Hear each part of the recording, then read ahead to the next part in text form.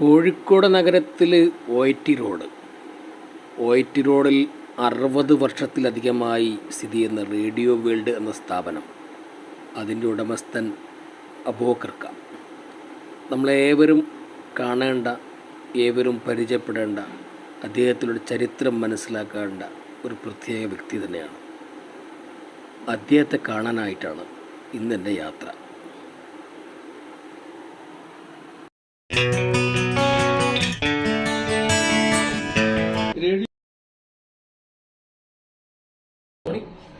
ഞങ്ങൾ നെൽക്കോ ആണ് തുടങ്ങുന്നത്.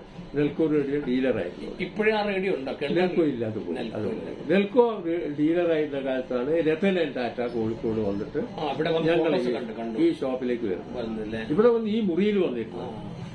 അന്ന് അദ്ദേഹം ഈ മുറിയിൽ സപ്പോർട്ട് ഒരു മണിക്കൂറോളം ചെലവഴിച്ചിട്ടുണ്ടായിരുന്നു. ഇവിടെ ഞങ്ങള് അദ്ദേഹത്തിന് വലിയ മാറ്റമില്ല, തീരെ മാറ്റമില്ല. അതാണ് സത്യം. അതാണ് എനിക്ക് ഭയങ്കര അതിശയം. ഒരു മാറ്റവുമില്ല. അതിന് മാറിയിട്ടില്ല എന്ന് പറഞ്ഞിട്ട് ഈ കാണുന്ന പുറത്തൊട്ടിച്ചിരിക്കുന്നത് വെച്ച് കഴിഞ്ഞാൽ അത് വെറുതെ സിമെന്റ് ചെയ്ത് കാലഘട്ടത്തിന്റെ വലിയൊരു മാറ്റമില്ല. നിങ്ങൾ അതുപോലെ നിലനിർത്തുന്നുണ്ട്. ഒരു മാറ്റം, അതൊരു ഭയങ്കര സംഭവമാണ്. ഒരു മാറ്റമില്ല. നിങ്ങൾക്ക് എത്ര വേണമെങ്കിലും അത് അത്യാവശ്യം മോശമൊന്നുമില്ല, എന്ത് ചെയ്യാം. പക്ഷെ ആവശ്യമില്ല. ആ ഒരു പഴയൊരു ചരിത്രം അതിലിങ്ങനെ വന്നിട്ടുണ്ട്. അതിപ്പം അദ്ദേഹം താങ്കൾ മാത്രമല്ല, എന്റെ അടുത്ത് ആങ്കറിന്റെ ഡിസ്ട്രിബ്യൂട്ടർ ഉണ്ടായിരുന്നു. അദ്ദേഹം മരിച്ചുപോയി. അത് തലശ്ശേരിയിൽ നിന്ന് ഇവിടെ വന്നപ്പോ ഞാനന്ന് എനിക്ക് വയറിംഗ് കോൺട്രാക്ട് ഒക്കെ ഉണ്ടായിരുന്നു ഇവിടെ. ഇത് മാത്രമല്ല, ഞാൻ വയറിംഗ് കോൺട്രാക്ട് ലൈസൻസ് ഒക്കെ എനിക്കുണ്ട്.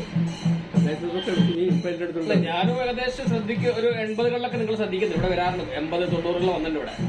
ഞാന് പിന്നെ ഗോളിയോർ റൈൽസിൽ പോയി ഞാൻ കോൺട്രാക്ട് എടുത്തിട്ടുണ്ട്. പൾപ്പ് ഡിവിഷന്റെ കോൺട്രാക്ടർ ഞങ്ങളായിരുന്നു റേഡിയോ വേൾഡ്.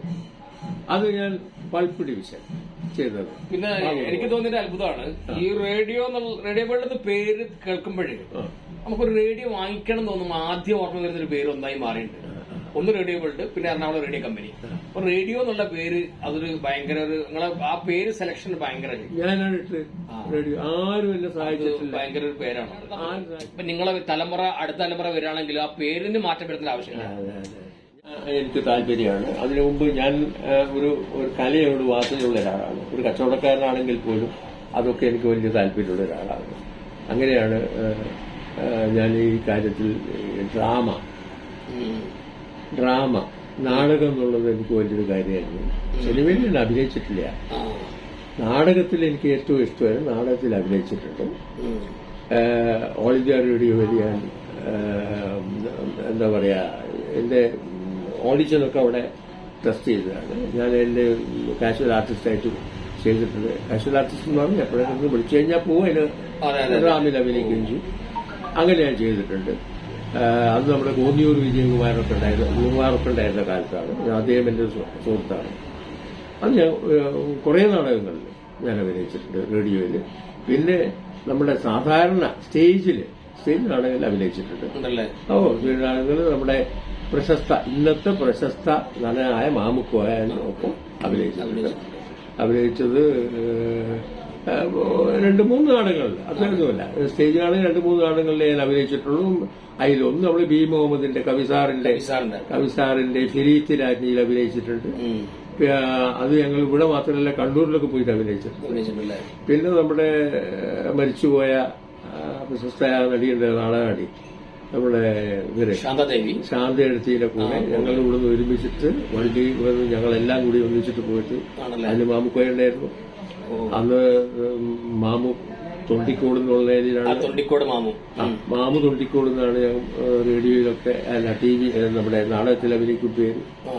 അതൊക്കെ വളരെ കൂടുതൽ ഞങ്ങൾ അഭിനയിച്ചു. ടൗൺ ഹാളിലൊക്കെ അഭിനയിച്ചിട്ടുണ്ട്. പിന്നെ അതിനുശേഷം ഞാൻ നാടകത്തിൽ അഭിനയിച്ചിട്ടുണ്ട്. ഇതില് നമ്മുടെ കലയുടെ ഒക്കെ അങ്ങനെ സംഘടനാ തരത്തിലുള്ള ഒരു പ്രൊഫഷണൽ നാടകത്തിൽ ഞാൻ പോയിട്ടില്ല ഒരിക്കലും. പിന്നെ അമേച്വർ ആയിട്ടുള്ള ചെയ്യുന്നതിലൊക്കെ ഞാൻ പോയി അഭിനയിച്ചിട്ടുണ്ട്. പിന്നെ അതുപോലെ റേഡിയോ നാടകത്തിൽ ഞാൻ പല നാടകങ്ങളിലും അഭിനയിച്ചിട്ടുണ്ട്, സീരിയലിൽ അഭിനയിച്ചിട്ടുണ്ട്. അങ്ങനെയൊക്കെയാണ്. എന്നല്ല സിനിമയിലേക്ക് ഞാൻ പോയിട്ടില്ല.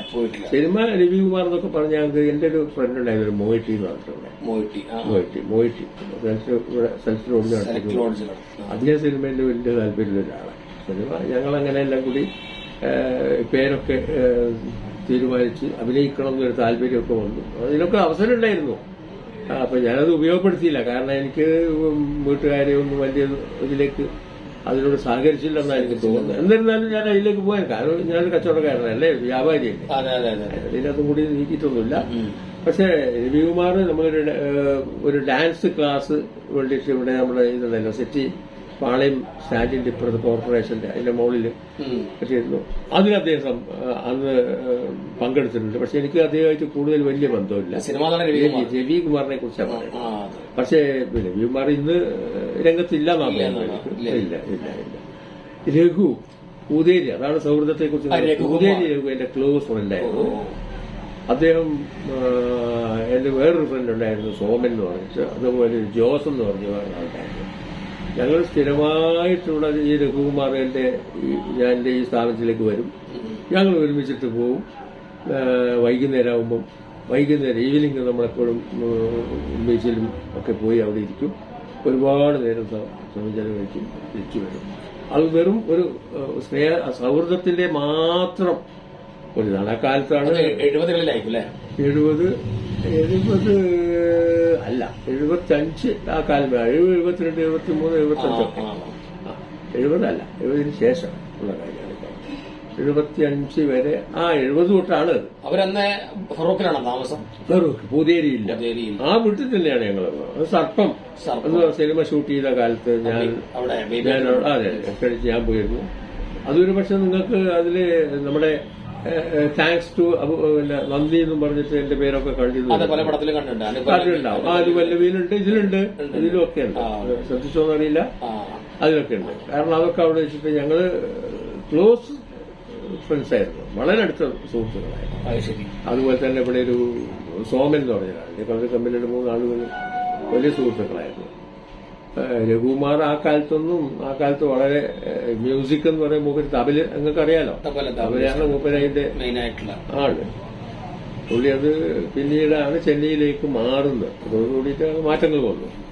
മാത്രമല്ല അദ്ദേഹത്തിന്റെ കേരളവർമ്മയുടെ മരണത്തിലൊക്കെ ഞാനൊക്കെ വളരെ ആ കാലത്തൊക്കെ ഞങ്ങളൊക്കെ വളരെ ഓർമ്മയുണ്ടല്ലോ. ഫാദറൊക്കെ മരിച്ചൊക്കെ എനിക്കല്ല ഓർമ്മയില്ല. ആ കാലത്ത് ഭയങ്കര ഇതായിരുന്നു, ആൾക്കാർ ജനക്കൂട്ടമായിരുന്നു ആ സമയത്ത്. അവരുടെ ഫാദർ അവിടെ ഫറൂഖിൽ സെർച്ച് ചെയ്ത് നോക്കിയപ്പോ ലണ്ടനിലൊരു ഷോപ്പുണ്ട്. അവിടെ കേരളത്തിലോ നിങ്ങൾ ഗൂഗിളിൽ നോക്കിയാൽ ലണ്ടനില് റേഡിയോ വേൾഡ് എന്ന് പറഞ്ഞ ഷോപ്പുണ്ട്. അപ്പൊ ഞാൻ നോക്കിയപ്പോ കണ്ടതാവും. അപ്പം ഇതില് അത് സെലക്ട് ഞാൻ തന്നെയാണ് ഇട്ട പേര് റേഡിയോ വേൾഡ്. വേറെ ആരും അതിനകത്ത് എനിക്ക് തോന്നുന്നു ലെറ്റർ സ്റ്റൈൽ ചെയ്തത് ഞാനൊരു ആർട്ടിസ്റ്റായിട്ട് ചോദിക്കുകയാണ്. വാസു പ്രദീപ് ആണ്, വാസു ഏട്ടനാണ് അതിന്റെ ലെറ്റർ സ്റ്റൈൽ ചെയ്യുന്നത്. കാരണം ആ ലെറ്റർ സ്റ്റൈൽ പ്രദീപ് ആർട്സ് വാസുവേട്ടന്റെ ലെറ്റർ സ്റ്റൈലാണത്. റേഡിയോ വാസുവേട്ടൻ ഞാനുമായിട്ട് വേറൊരു ബന്ധം എന്താന്ന് പറഞ്ഞാൽ ഞങ്ങൾ ഡ്രാമ ഓഫീസിൽ പോകാറുണ്ടായിരുന്നു. ആണോ? ഓ പിന്നെ പ്രദീപ് ആർട്സ് അദ്ദേഹത്തിന്റെ ഒരു മാറ്റവും ഞാൻ പിടിച്ചില്ല. അത് എന്നെ ഉപയോഗിക്കുന്നത്. അന്ന് അദ്ദേഹം ലെറ്റർ സ്റ്റൈൽ തന്നതാണ്.